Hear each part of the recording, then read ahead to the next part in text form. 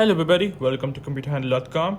So in this lecture we're going to start off with example 1, the easy example, and here's the following question. Read the question, pause the video, try to solve it yourself, then play the video, watch me how I solve it, and then we'll compare our answers. Alright? So I've assumed that you have tried to solve the question at least once, so now I'm going to solve it with you. So the question states, draw a flowchart for a program which will input the number, process the half of it, and output the number. So we've got three main tasks to consider. First task is input the number. Second task is divide it by 2 to half. And the third task is to, of course, output that same number.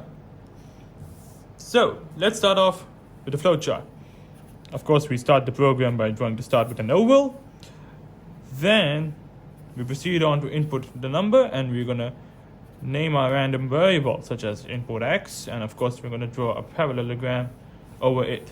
Alright, then we're going to divide the value of x, the old value of x divided by 2 to get the new value of x. Alright, and of course this will be a process, and one mistake I've done here is slash in computer science. I'd used the normal mathematical operator. Then we're going to output the same number again,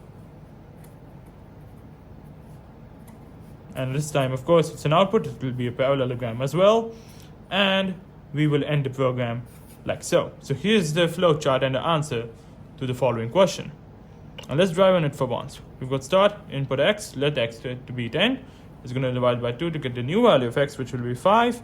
It's going to output 5, and yeah, program works. All tasks are fulfilled, satisfactory. So thank you for viewing this lecture, and see you at the next example.